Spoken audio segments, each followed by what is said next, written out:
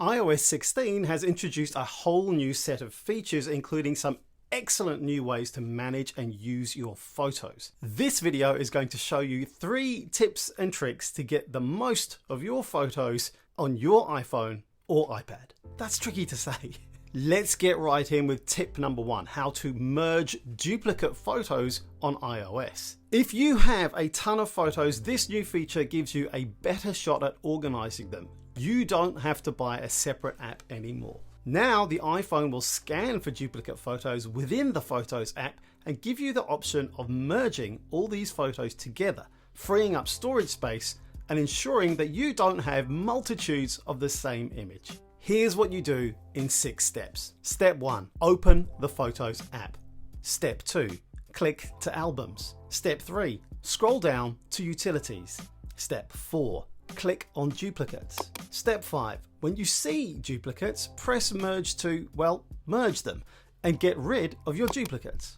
Step 6, accept the pop-up which will appear that will ask you if you're sure about merging your photos. Press the merge button to confirm your choice and to have your photos merged. Now, Apple claims that it will keep one version of the photo that combines the highest quality and relevant data. The rest will be moved to the recently deleted album.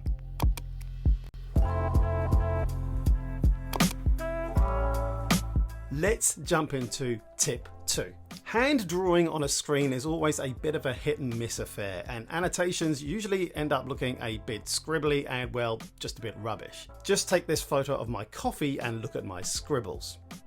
Now this iOS trick will make those scribbles look amazing and professional. Here's how. Step 1, go into Photos and find the image you want to edit. Step 2, tap Edit. Step 3, tap the pen icon. Step 4, pick a drawing tool to get started. Step 5, draw the shape you want to make as usual. Don't lift your finger off the screen. Step 6, once you've finished, keep holding your finger on the display and iOS 16 will magically transform your arrow or whatever shape into a smooth, professional one. Pretty good, eh? Let's move on to tip 3.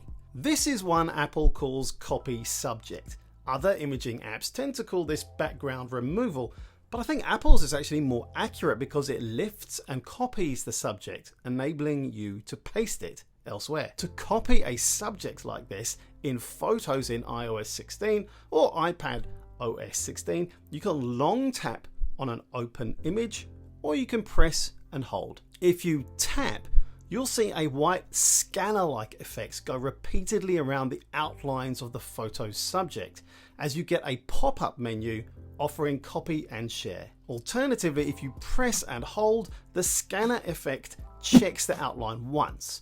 Keep holding on your screen with one finger and you can swipe and move it to another app or another document with the other. Now this method is really handy when using an iPad. Once you have that target document, perhaps a message or an email, you can then let go. The subject of your photo is now pasted into the document.